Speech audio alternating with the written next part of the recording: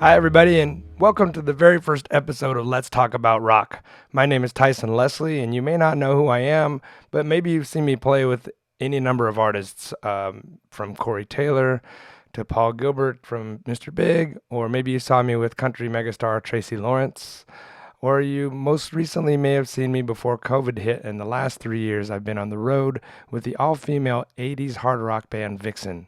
Regardless of whether you know me or not, I'm here to talk to some amazing people every single week, starting with my very first guest ever, Mr. Xristian Simon of Faster Pussycat. Xristian will talk all about his history, how he ended up in a legendary throwback band, and what he's been doing to keep afloat during this very unique time in our history, and what Faster Pussycat is up to now in preparation for the days when we can all get back on the road and start playing for people like you again. Before we get started on the interview with Xristian, make sure that you subscribe to our channel if you're on YouTube right now. Also give the page a like if you're on Facebook so that you know when we've got more shows coming up for you. Also, you can hit the get all notifications button so that way you get tagged when we go on live next time.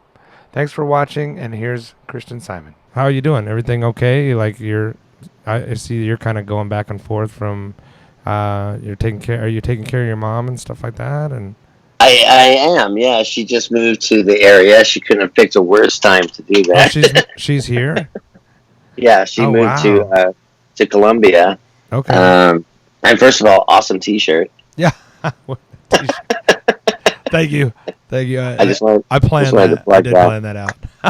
And I'm still not entirely sure why she thought here would be better than Florida. Well, maybe just to be closer to you, I guess, maybe. Yeah, but if she'd put it in those terms, I think I would have moved to Florida. Right. I got you.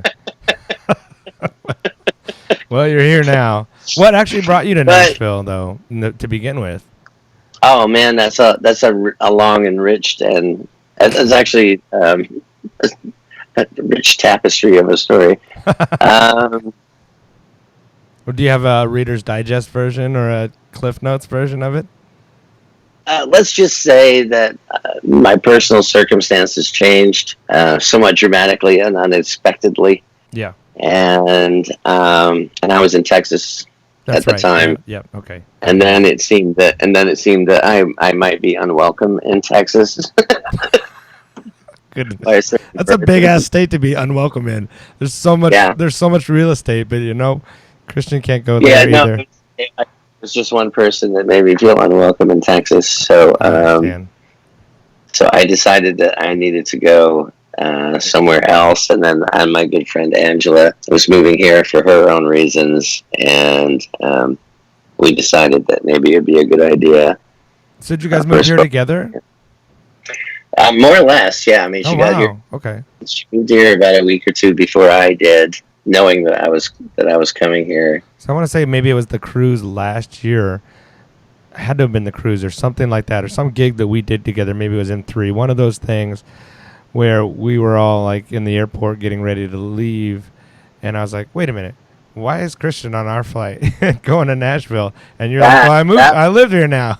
It's like, right, oh wow. No, that was 2018 because I moved here at the end of the year of 2017 with Angela, and then the first cruise that came up, I took Angela as my guest on the cruise. So that would have been February 2018, and that was that infamous flight where I didn't realize I had so many friends in Nashville. Yeah, totally. Yeah, and it was all like, you live there, you live there, you live there. That's awesome. Yeah, it's pretty cool. It's been interesting to actually be here and watch so many people from our world, that being, I guess, for lack of better terms, the 80s rock world, that live here, that are part of the community here and stuff like that. And so then somebody transplants, they go, oh, well, I know all these people now, and so already, and it's not as foreign as coming to a new state where you don't know anybody. I guess I was surprised at first, but I really shouldn't have been, because there are certain key cities here in the United States where, if you're in this business, you expect to run into somebody, you know what I mean? So there's Los Angeles, there's Austin, maybe Dallas. Dallas is a good music town too. And, of course, Nashville. I mean, I was surprised at the time, but I really shouldn't have been, because Nashville is one of the music cities of the country. So there are a handful of cities that I should have expected to bump into somebody that I've worked alongside of or knew, and Nashville's definitely one of them. I just didn't realize that so many of the people that I knew actually lived in Nashville, and that was a pleasant surprise because like a lot of other people, Nashville's a really diverse city. It's a lot like Austin, in the terms that a lot of people will think of some of those cities as kind of being more country music orientated or orientated to a specific genre of music, and they're really not like that. Like one of the first things I learned when I moved to Austin is that it's very diverse musically, and so is Nashville. Nashville's exactly the same way, and Nashville reminds me a lot of Austin and New Orleans, and you know what I mean. It's like you'll walk past bars and clubs, and one will be doing blues, and another one will be doing rock, and another one will be doing something else, and another one will be doing something else. There's no specific genre of music in these cities. They all celebrate music, and I was pleasantly surprised about that with Nashville because I thought I was moving to the town of my wife left me and my pickup's broken down and my dog bit my ass and all that other crap. Well, now instead of all those sad stories, it's just Yeah, about drinking beer and tailgating, sitting down by the lake and Daisy Dukes, and it's the stories are the same. They just are a different subject matter, I guess. Well, under normal circumstances, they would be since February with the coronavirus. That's all I want to do is write songs about how my pickup truck's broken down, my dog bit my ass, and my life sucks. Well, you picked a fine time to leave me, Weber. Exactly.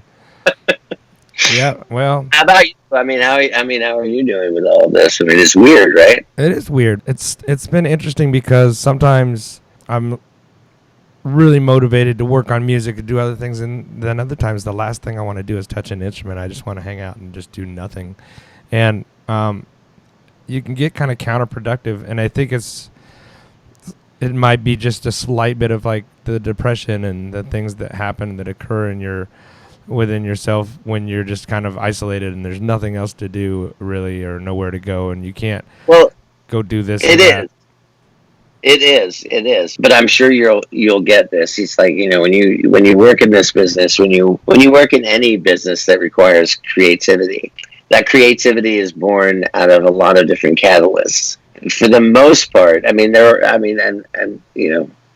I'll go out on a limb here. There are major, wonderful pieces of work that have been created out of utter misery.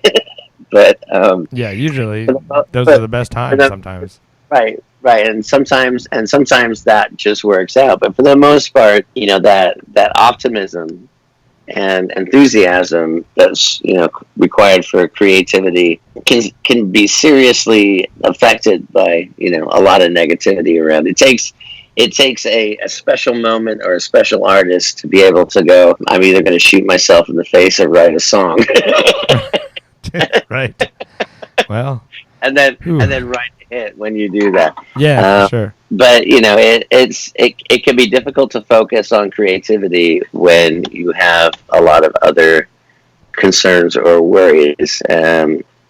And I think that's true for any artist, whether you're a musician, a painter, a sculptor, or an actor, or whatever. It's like it's a discipline that requires you to be able to focus.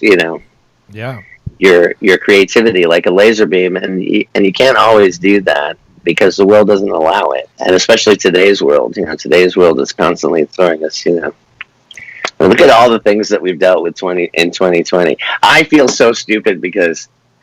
I'm like everyone else. I kind of do this every New Year. So as we went from 2019 to January 1st, 2020, I'm there going, I hope 2020 is just the greatest year, just like I said for 2019 and 18 and stuff.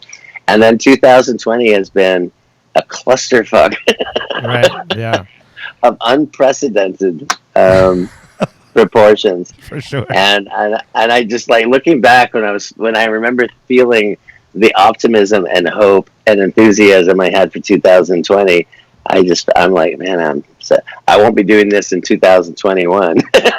Yeah, well, I think we all maybe had that. I mean, personally, for me, two things. I had the best year of my life ever, like musically speaking, especially was last year. 2019 It was a was, great year man, it for was us. so good for me. And like, for guys like me, I've worked my whole life to get to where I finally feel like I'm being kind of reaping the rewards of all this work that I've done prior up until the last few years.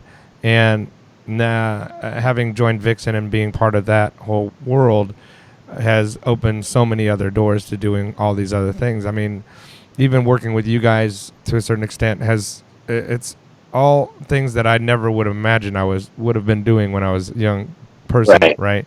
And right, and to have all that finally that momentum and you're just like go go go and then it's like whoa stop everything stopped and you just kind of have this moment of like sometimes you try not to have those woe is me moments, but especially since we're so fortunate to do what we love as for living, right. to go like damn, okay, I worked my ass off, I finally got what I want, and now we're back to like nothing. Like I don't even know what the future lies for all of us and what we're gonna do.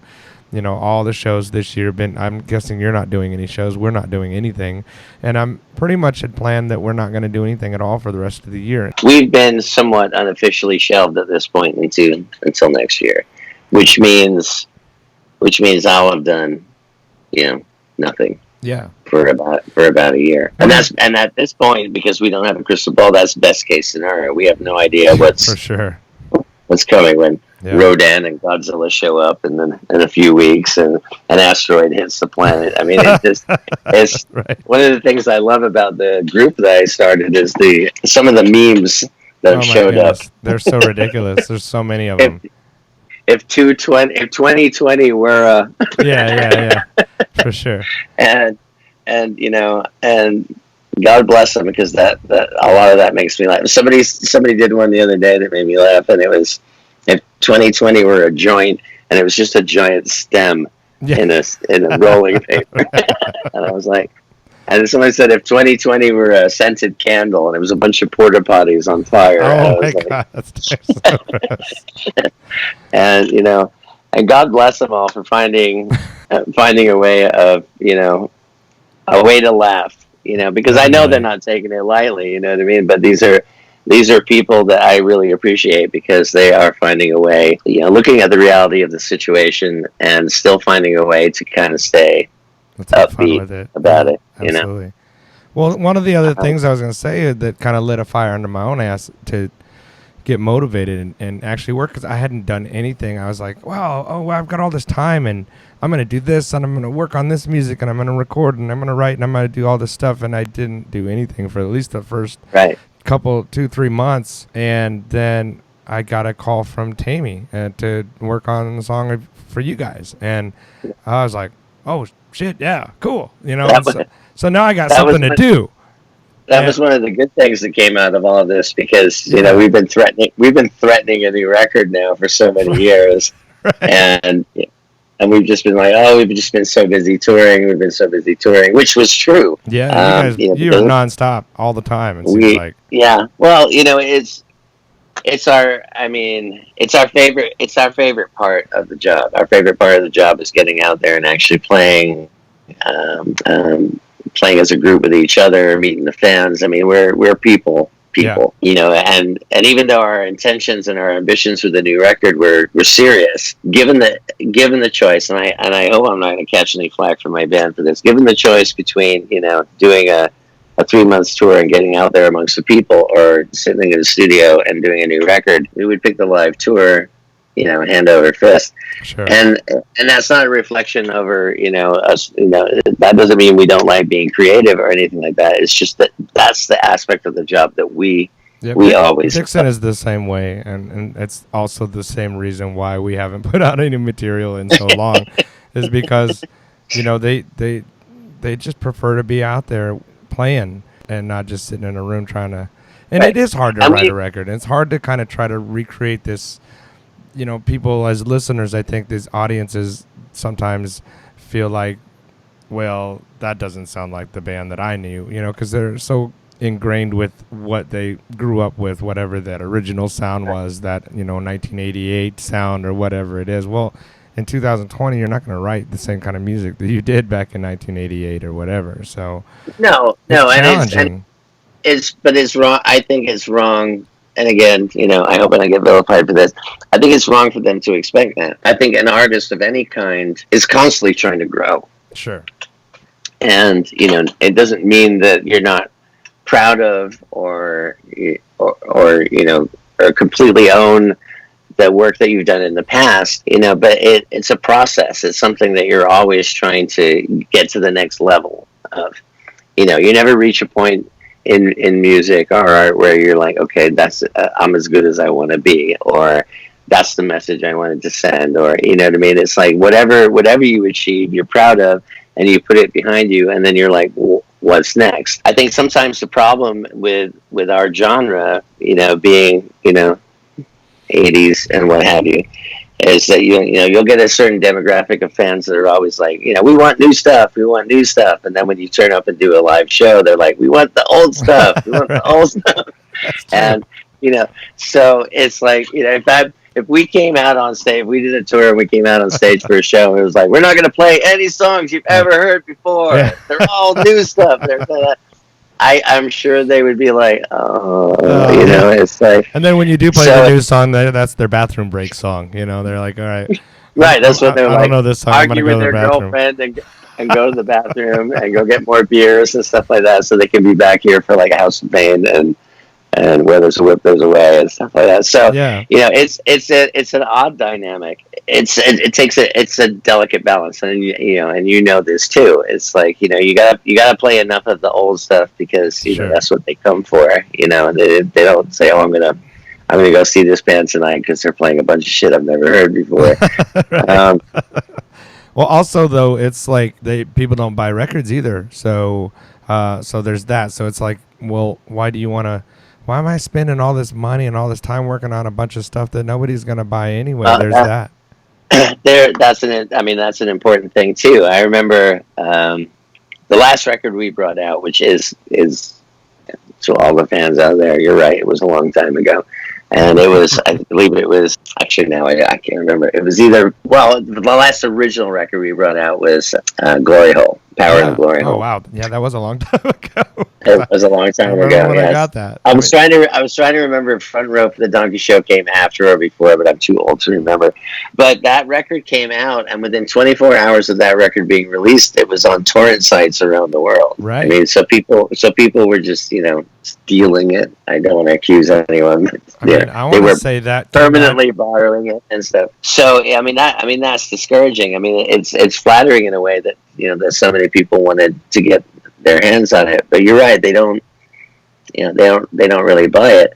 And I've had interviews in the past where people have asked me this sort of question and talked about this, and and I've said, at least for now, and I'm grateful for this, one of the things that you can't counterfeit, one of the things that you can't steal is a live performance. I mean, you go on YouTube and you watch a live performance of any band that you love, no matter how good they are, it doesn't sound the same as actually being there. For sure. So there's no substitute for turning up to a live concert, and thank God for that. So we love doing that, and you can't rip that off or counterfeit it. So I mean that's kind of a good thing. It means as soon as they're able to do that, as soon as virtual reality we're done, or some sort of sound system comes out, that's it. We're over. We're all working at Dollar General and counting our blessings. Now, but that's an important distinguishment. I'm glad you made that comment because it's absolutely true. It does interfere with an artist's enthusiasm to create at times. I think especially if they're doing it professionally. It's just knowing like as soon as this record's like released tomorrow. Yeah. Hundreds, thousands of people will have it for free. There's that. That's true. Unfortunately, the days of record sales are pretty much gone for now, and right. I don't know if that'll ever change. At this point. It's partly our responsibility in this business to kind of work around those changes anyway. Sure. I mean, we as artists, artists in this kind of business, I mean, we keep up with the trends in technology. We understand what can and can't happen. I mean, it was the same thing when kind of vinyl went the way of the dodo, except for, yeah, except for the dedicated, but nobody I haven't bought a record or a CD, and I can't remember how long. I've had Me like neither. Apple Music and everything's, Sure. But I've I got just friends like Tony Higbee and those guys. They're posting their vinyl of the day every day. Like this is what I. They wake up, they put their vinyl on there, and they drink their coffee, and they kind of get into their whatever of their day, and that's kind of cool. That's a it thing. is kind of cool. It doesn't fit in with my life. Right. Me Um, neither. but that's not because I don't want it to. It's just my life and my lifestyle and everything. I'm constantly moving around. I mean, I remember being much younger and having an enormous vinyl collection. And then, when CDs became the big thing, I had an enormous CD collection. But now everything's virtual, and it doesn't just go for music. It goes like I don't own DVDs either. Right. Right. Sure. Everything's in the cloud. Everything I own is in the cloud, which said is technically worthless to anyone except me. Yeah.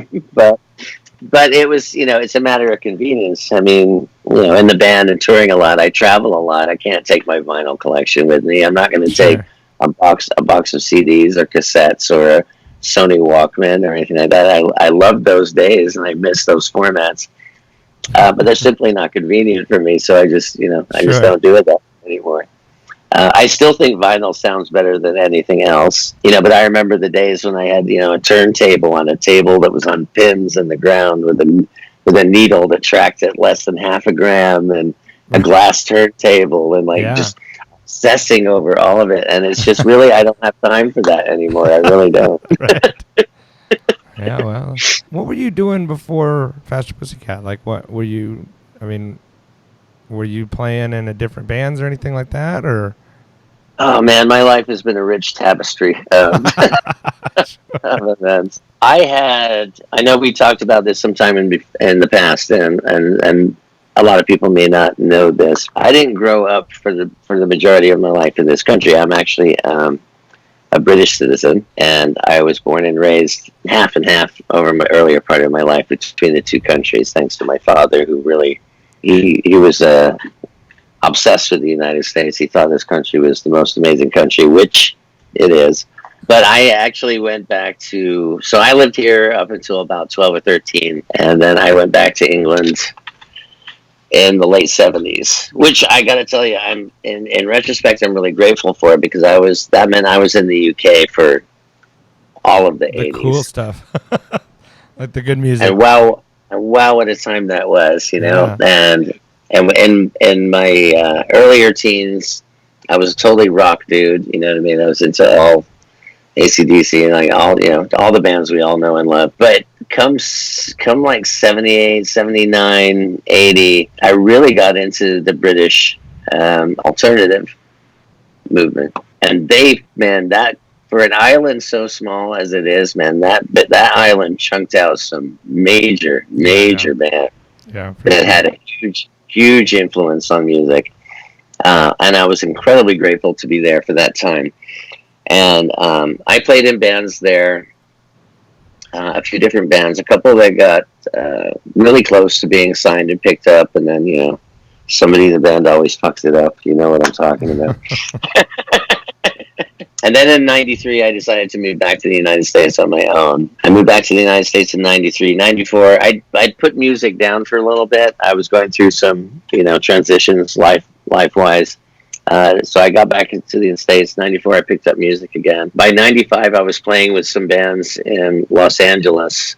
And in '96, I want to say '96, a band I was playing with in LA that were people that Tammy had known. He'd met them in Japan when Faster were on one of their original tours back in the '80s. And he'd called them and asked them if they knew any guitar players. He was working on putting together the Newly Deads at the time. So this band that I was working with said, yeah, we know this guy Xristian. They put me in touch with Tammy. Tammy and I got along right away. We had a lot of the same influences. Tammy also shares a lot of that same alternative background. He did work with Pigface, and he did work at Chicago like that.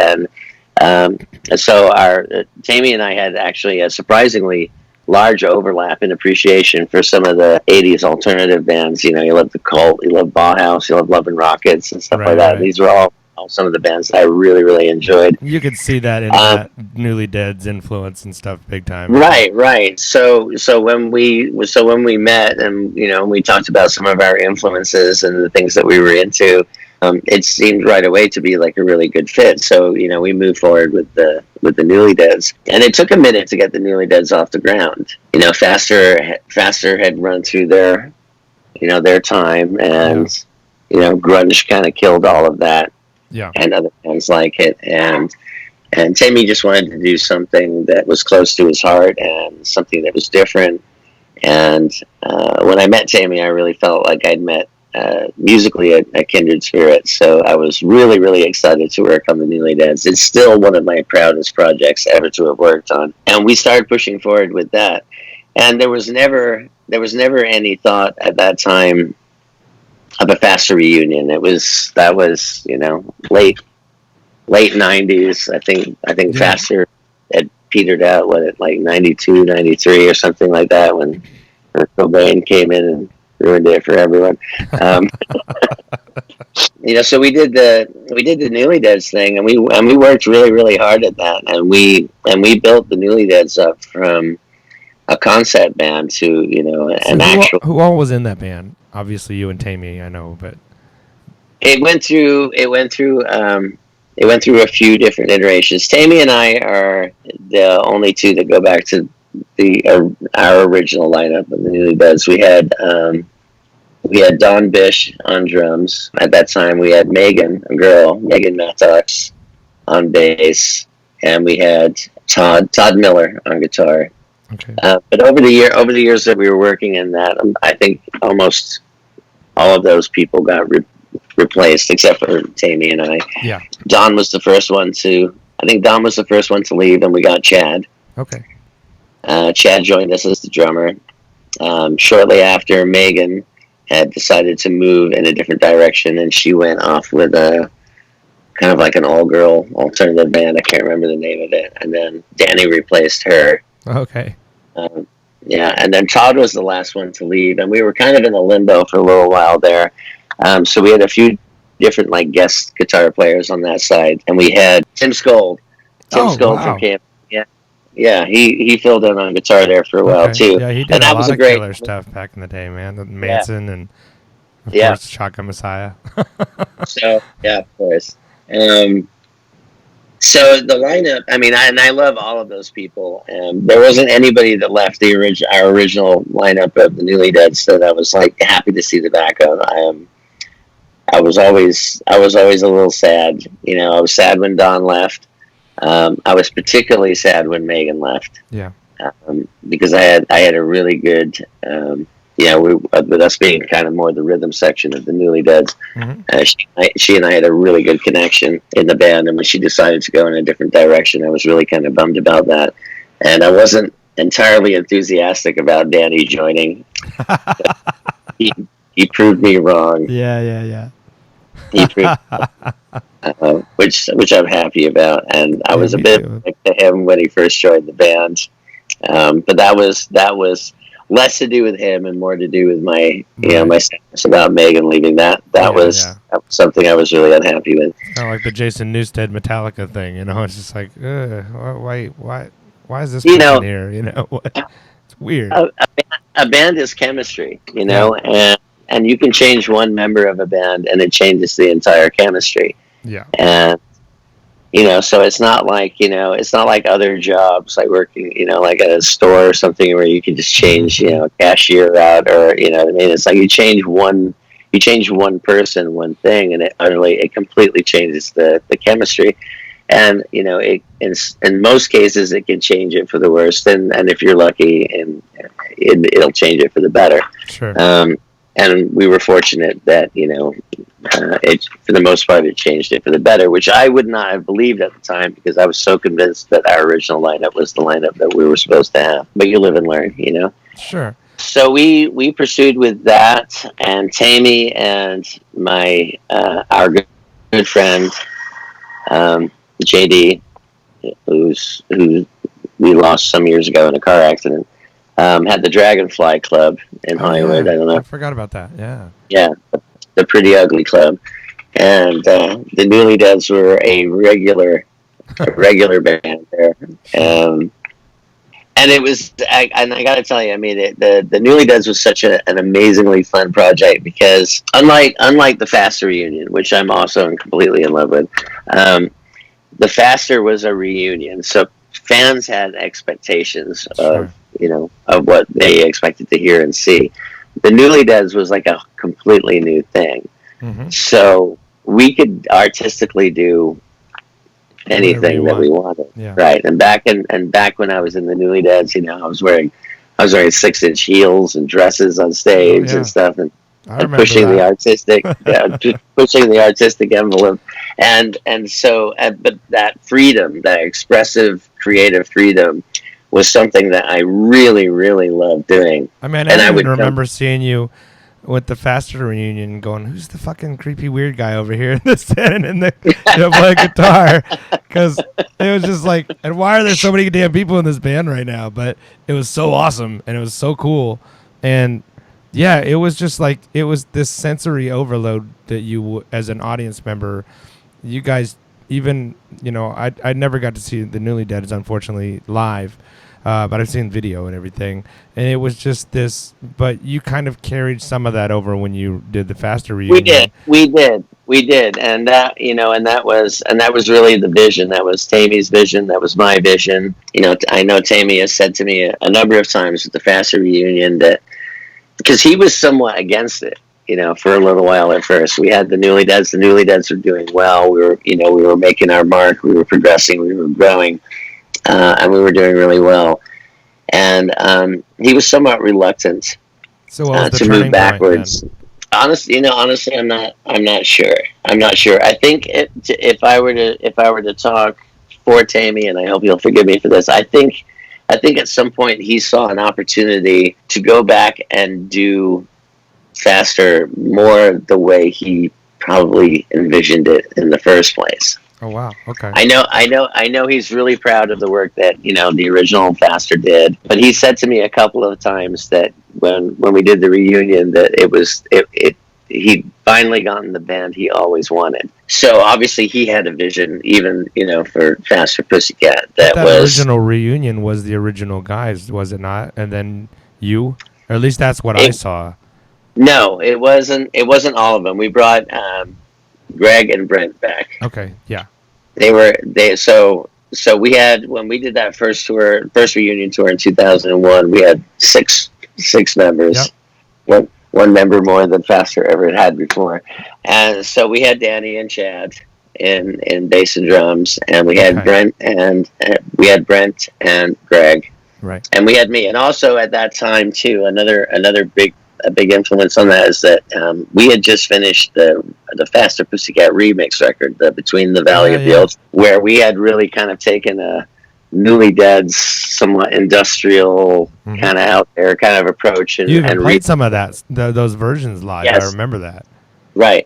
Um, So when Tammy talked to me originally and told me about his plans to actually go ahead and do this Faster reunion, he was emphatic that I was going to be part of it. So we talked about it, and he said, some of these tracks we did on Between the Valley of the Ultra Pussy, I'm really into, and I really want to do those versions live. And since he and I had been the ones that had worked on that record, it made sense to bring as much of the Newly Deads and Faster, kind of together and Okay. try and create something altogether new. And that was exciting. And and looking back, I mean, that's again another really proud moment for me. It was awesome sharing the stage with Greg and Brent Yeah.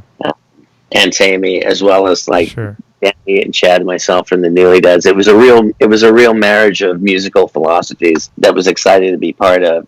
It wasn't simply, like a rebranding or anything like that. It was a whole new entity, and it brought I felt, and I think Tammy would agree, it brought the best elements of both of those bands together. And that tour was an amazing tour. That tour was a It lot of fun. was. That was really cool.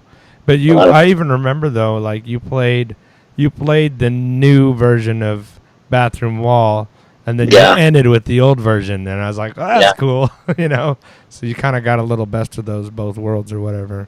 Because I Yeah, do. because we were trying to bridge that gap. I mean, we knew our vision Hmm. with that marriage between those two bands and those two philosophies. Obviously, we didn't want to alienate any fans, so we didn't want to sell it as, this is old Faster Pussycat, or this is newly deads, or anything like that. So we tried to reach a happy medium there, where we could make it a really entertaining show. And if we had fans in the audience that were newly dead fans, they weren't disappointed. Right. If we had die-hold old school Faster Pussycat fans, they weren't disappointed. Yeah. It was a good compromise, I think. I mean, you guys even changed the way that I looked at how to dress on stage. And after seeing that show, I went out and bought all kinds of different clothing for my stage shows. And I mean, it really made a huge difference to me. And to this day, I think there's definitely an element from that show that I still think about when I choose what I'm going to wear in my just because it was so impactful to me, and just Tammy just looked like the coolest dude in the universe, just standing up there with his cigarette and his crazy looking shit, and I was just like, this is the best thing I've seen in forever. It was just so cool, and it was very Yeah. impressionable on me at my age at the time too. So For the record, he is the coolest dude in the universe.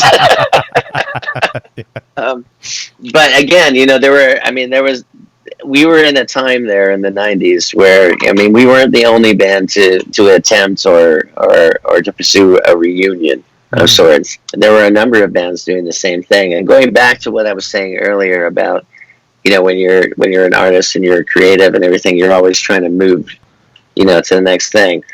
I think all of us felt that, the last thing we wanted to do was to try, and we weren't trying to go back in time, So Tammy didn't want to come out as in the reunion of Faster Pussycat and have his hair blonde, right, and the scarves to the mic stand and everything like that. We'd all grown, yeah, as musicians and performers, at that time. And I've said to people since then, imagine if the original lineup had stayed together. Imagine, let's just say for the sake of argument, that the Faster that we know today was the same people that had started it back in the '80s. yeah, You wouldn't expect to see them looking the same sure, today. yeah, You would have expected them to have grown and explore their creativity and their artistry. And you wouldn't, I don't, even if I go and see a band, that's been around for 20 odd years or reformed after 20 odd years, I don't want to see them trying to attempt to do the same thing that they did. That's what they did then. yeah, So you're always trying to grow, you're always trying to represent and recreate your art in a different way that's going to be accessible to new people, new generations and stuff. So it seemed very natural to me for us to do that. Was that the first time Philip was back in LA Guns too? Because you guys were with LA Guns, and I remember they went through a lot of transitions, and they were like trying this hardcore stuff and doing all this stuff, and then with those two bands, it was kind of like the original lineups of both bands, if I remember right. I believe that's correct. That was 2001, so it was Philip and Tracy and Steve, and Muddy on bass, and we were all crammed in to an old 70-something Eagle. Oh wow! And still one of my absolute fondest times. That to have been my first national tour in the tour bus, which it was. Yeah, that's a good one. Yeah, it was a good one. It was a good one. And just when you thought it couldn't get any better, then we did 2002 with Poison, Cinderella, and Winger, where we did we did Nazi-esque uniforms and the whole story in that too. I mean, we just had such a good time, and it was great having that freedom of expression and creativity that was very much like what we had in the Newly Deads, and to see it be so embraced by the fans and everything. It's like we didn't, Do you think anything Newly Deads will ever happen again, or is that just kind of was a capsule in time that happened, and that's it? I would really love to do it, even if it's just for posterity's sake, because, and this is me talking for me, that was a whole time unto itself. the Newly Deads. I had really close friends, Tammy too, that were a big part of our lives back then. They're no longer with us. At a point in our lives where we tend to look back more than forward. Right.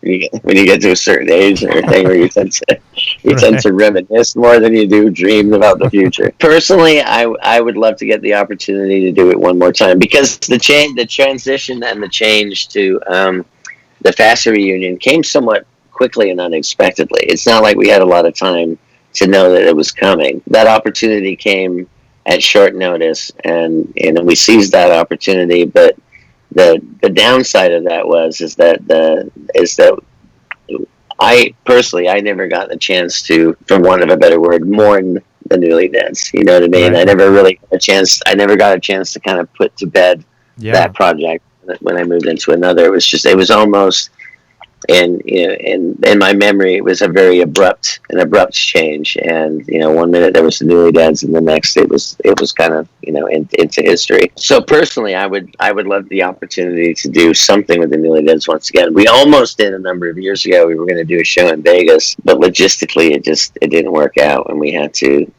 back out of the idea. And we did put it on the shelf, and I hope that means that we do get a chance to do something with it again. But if not, I will always be grateful for the Newly Deads. The Newly Deads was an amazing experience, and it really allowed me to explore a lot of creativity and a lot of my self-expression. And I will always be grateful. Do you get to write for Faster, though? Are you a writer in that with that entity at all, or is that mostly Tammy? I have been. It's always been mostly Tammy, and I have been in the past. But since I moved away from Los Angeles, it means that I'm not physically there as often. So I've had less involvement in that regard, or it'll be written in a basic way, and my influence will come out when we start rehearsing and actually performing it live.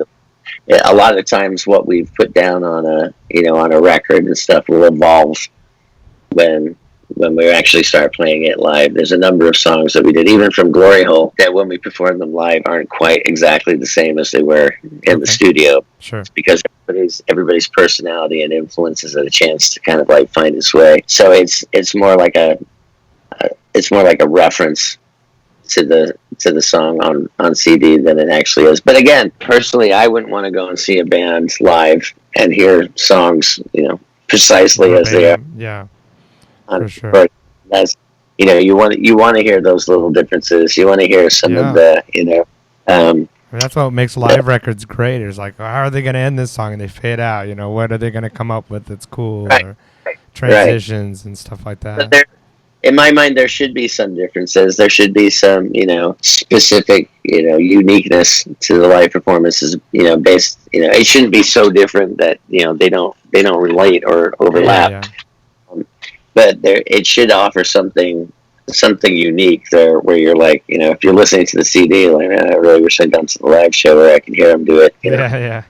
That way. Or all excited and it's like 5 bars faster, or right. Which definitely happens, and I'm sure you can relate to that too. You play a song on CD, it's like, yeah, especially when you do the cover band thing, like Downtown or whatever, like we do, and then you listen to the originals. In fact, because I play a lot down on Broadway here in Nashville, and then and I've done cover bands my whole life in addition to writing and working, and so now that I'm doing these streaming shows that I do from my house, and I'm using backing tracks for some songs from time to time, I'm like, damn, the original tempo of these songs are really slow feeling compared to what you just get used to when you're playing with a bunch of people and you don't have a click or any of those kinds of things that kind of restrict you to whatever the tempos are and stuff like that. So it's weird to be like, oh my God, this is really slow. It's weird, but but sometimes it feels right. Like Tammy, and I'm sure every band's the same. I mean, Tammy, I'll see him like behind his back, waving to Chad like, slow down, slow it down a tad. And that's all to do with the excitement and the adrenaline of playing shows. It's like, so we're like, He's all there, like, Chad's such a motor. Um, Yes. he hits the gas a little hard, like, So let's talk like, for a second about this viral social. I can't even ah, say yeah, it out tell me loud correctly. The viral social distance group. I mean, you just started this thing, and it just grew into this mega thing, and now I mean, in a very short period of time, you had a considerable amount of people that were on in this group, and it was pretty interesting to watch it grow so fast into what it is now. And now it's like, it was a really good escape from all the things that are negative in our world. And then it's kind of gone through some interesting phases where you have people that are kind of getting upset about this, that, and the other, yeah. and being somebody, you know, that has to administrate all of those kinds of things. I would imagine that can be pretty challenging to try, because you want to keep, the whole purpose of it is, as I understand it, was to just, do something that was fun, that was happy, that was kind of a mental escape from politics and COVID-19 and all the things that are terrible in the world at the moment. And yet you're always going to find people jumping in with, or trying to sneak stuff in there here and there, and then when you try to regulate it, they get upset. I mean, at this point, now that you've had this and been doing this for a while, what is the group to you like now, and then versus like when you first started and had this idea? For me, the group now is exactly what it was when I started it. And right before our little chat today, I didn't have to go and delete a bunch of posts and stuff. Sometimes the messages. I started that group, and I'll be completely honest. I had no. I mean, it's not like I sat down and I had this whole ambition for the group. What had happened was, we were all in the same boat when the COVID thing. And the self quarantine and people losing stuff, opportunities to work and shows and everything. It's not that I put like a lot of thought into it. I really just kind of sat there for a minute, feeling bummed, that our tour had just been postponed, or our performance had been postponed, and I really just sat there and thought, man, there must be other people that feel bummed as I do. Yeah. You know what I mean? Now here we are at home. Yeah, Netflix can only do so much. There must be other people that are feeling kind of disappointed, like I am. So I created that group, never expecting it to become what it became initially. Just figuring that I could get a few friends to join, and we could crack some jokes and share some ideas and movie references and stuff like that, to just try and get through what looked like it was going to be a bad time. In retrospect, it's been a much worse time than I ever thought it could be. But I was specific and adamant about keeping the group, free of the negativity. And I know some people have gotten upset when they think I've censored them or whatever, but I don't see it that way. I would see it that way if there was no other outlet or option for those people to share some of those, ideas or ideologies or political views. The truth is, and you and I know this, that there's an abundant sources of places for people to go and rant and rave about whatever it is they want to rant and rave about. What I wanted to do is to create a group that was free of that. Just like there are groups out there where everyone can talk about nothing but politics, I wanted to try and create a group that talked about nothing about politics. I wanted that group to be someplace where you came for a laugh and to feel better about things, and to just know that there were other people feeling the same way as you and didn't feel alone.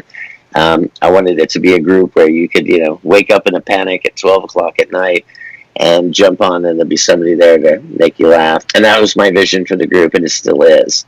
So I remove a lot of the political posts and everything like that. It's not a statement of what I believe in or don't believe in. It's not me censoring it. It's me controlling and protecting the group's ideology, which in my mind remains exactly the same as it was when I created it. Come to the virus social distance group if you want to feel better about shit that's going on in the world. Yeah, Sure. if you want to get on a soapbox and promote whatever bullshit you want to promote, then go somewhere else. There's no shortage of them. And so I got to give a shout out to Ashlyn, who is my only other moderator. Okay. So it's just the two of us that have been moderating and controlling this group for, believe it or not, 5 months now. Yeah. It's going to be our 6 month anniversary next month. I was just thinking about that today. And I can't thank her enough, and I couldn't have done it without her. And we've just put in so much time and effort.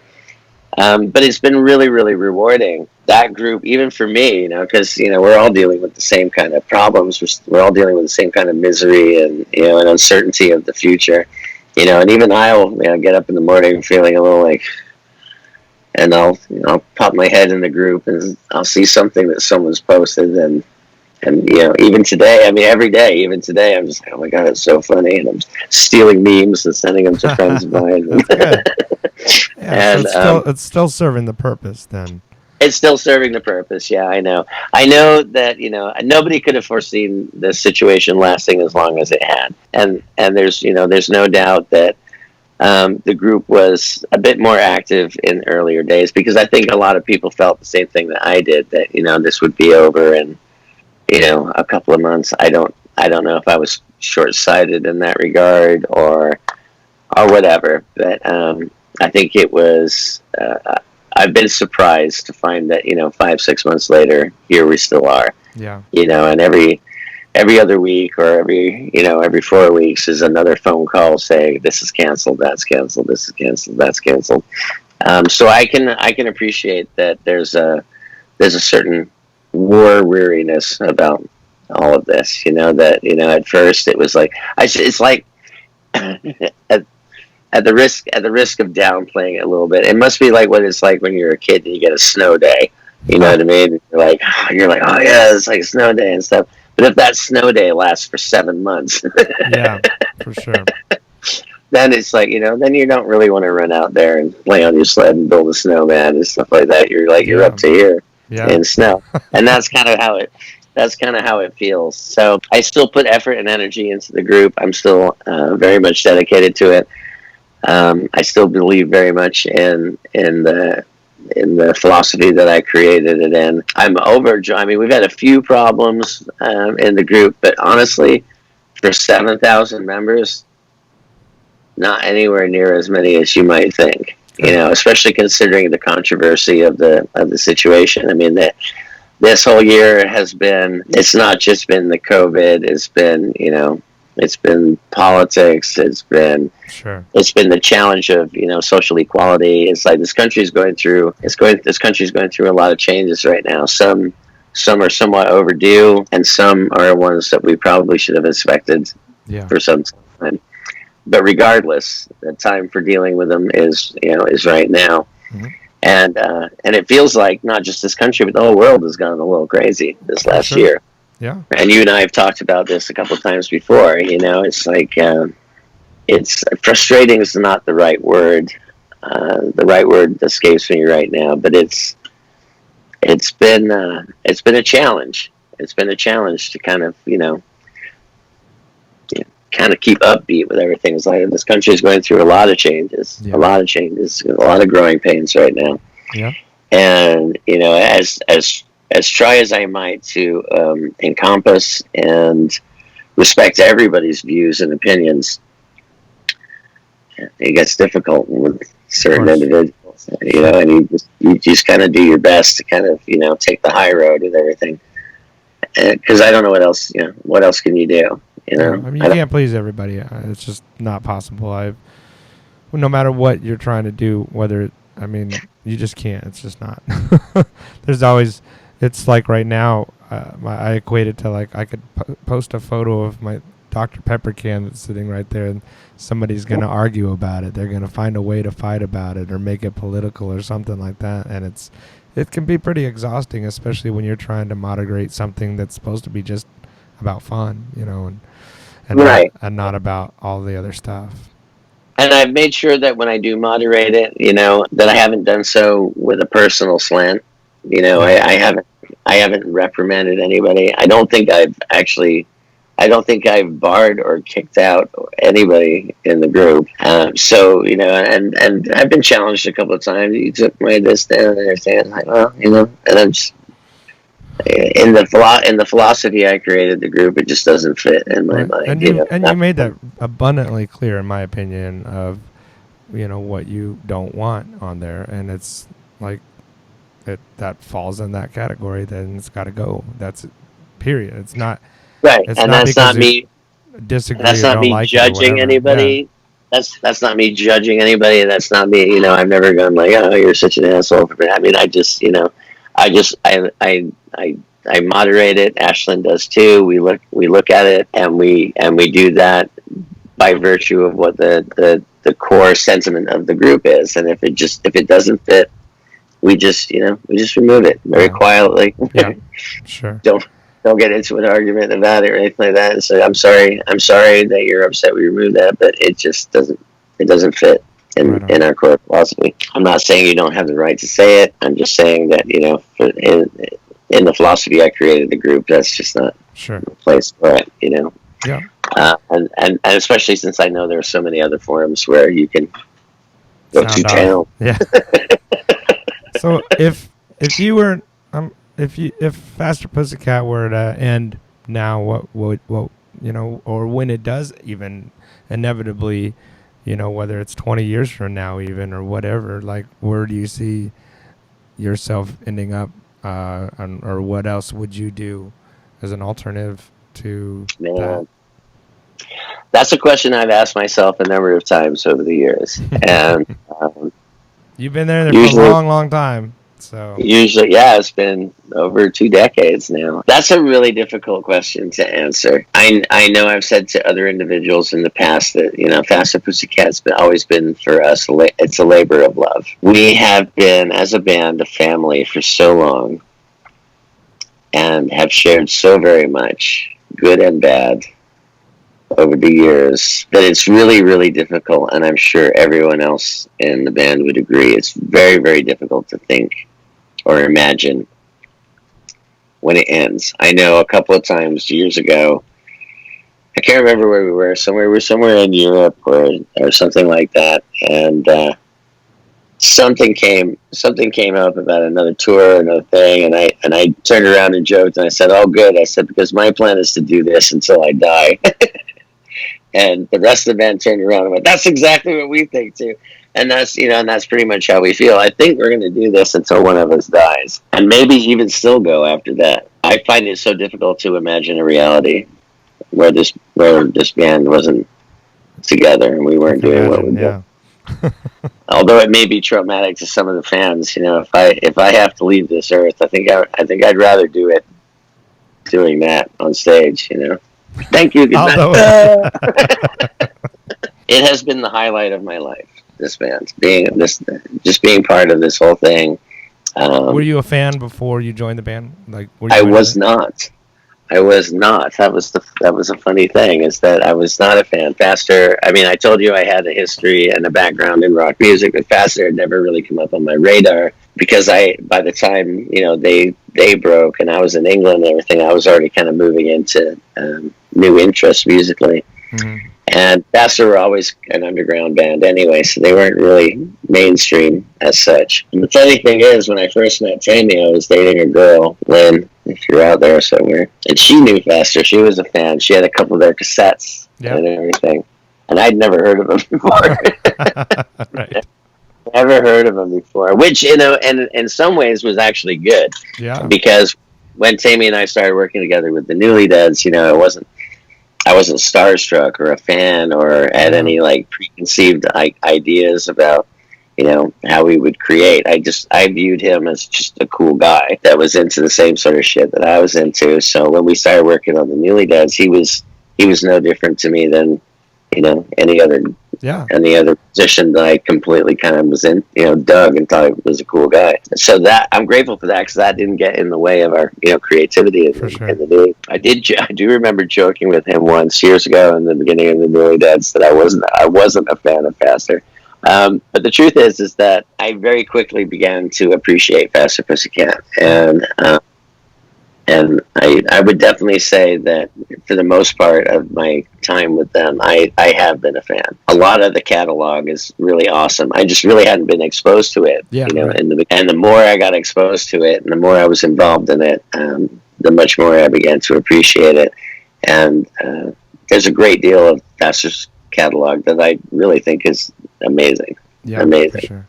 Both old catalog and new stuff. You know, I loved Power in the Glory Hole, but you know, I love the old records too. There's some, and he's such a talented songwriter and an even more talented lyricist. Yeah. Um, Now, does he play instruments? Obviously, or how does he write? I mean, he does. obviously he does play, but I never see him with an instrument on stage ever. I don't think I ever have. No, it's just like that, and that's not what he wants to do in terms of live. You know what I mean? He very much wants to be part of the creative process, but not so much in regards to the the performing process. Okay.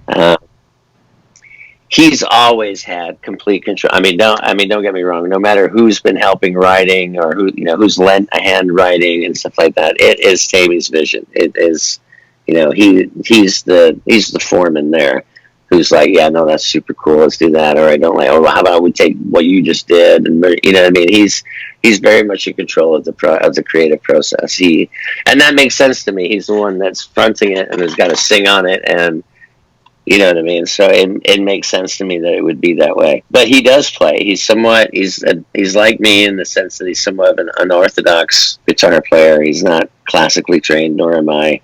He just, he has an ear. He knows what sounds cool to him, and that's what he does. And he's really good at it. He's really good at it. Yeah. Well, like you said, he's always written some great songs. That's for sure. I mean, some timeless songs, in my opinion. I play House of Pain a lot for people on my shows because people ask for it. And he's it's always so unique. had a knack. He's always had a knack, regardless of whether it be music, the Pretty Ugly Club, other shit that he's done, artwork, whatever. He's always had a knack of just knowing what's cool. Yeah. You know what I mean? It's like, I mean, your merch is the best merch of all the bands. Again, all the time. Right. And and he's responsible for doing all of that and everything. So he's always had a knack of just knowing what's cool. He's never produced anything that we've kind of looked at and gone, yeah. I don't know about that, dude. I mean, everything that he creates, everything that he comes out, he just has a real good knack of knowing what other people are going to think is cool, and that's an admirable trait. It really is. Sure. He's like, I mean, he's a modest, cool guy. You know what I mean? He's like, he's not out there telling everybody how awesome he is or anything like that. He just does. He's like a true artist. He just does his shit and does it his way, and everybody loves it. And that's something to be admired. It really is. It's a skill I wish I had in more abundance, for sure. But it's a pleasure to work with someone like that, man. It's like I never have to go, yeah, I don't know about that dude, or you know what I mean? Yeah. He's always got his finger on the pulse of what's cool, and that's an amazing thing. That's a hard thing to do. Well, man, I gotta start wrapping things up for tonight. Unfortunately, that's what happens when you become an adult. You do adult things, unfortunately, sometimes, and that's one of them. But it's a lot of fun. I'll take your word for it. I haven't gotten there.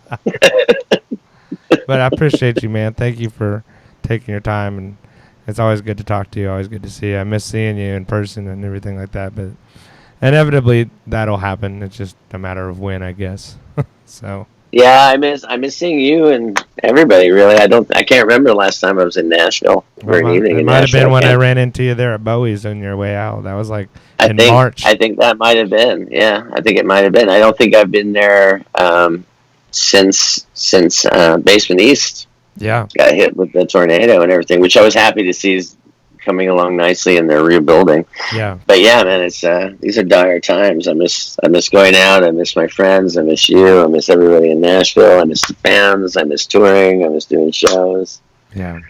I miss a lot of shit. I just hope we can outlive it. Yeah. No kidding.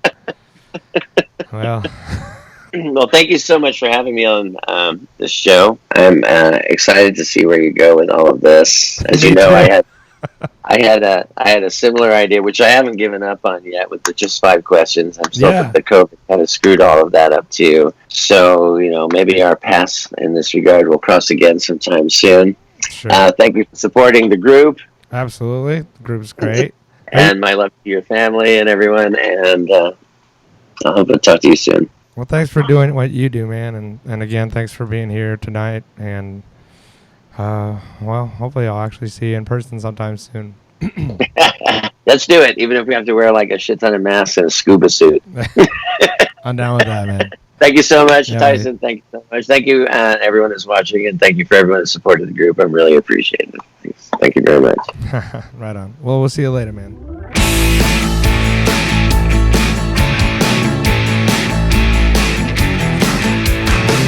And what you heard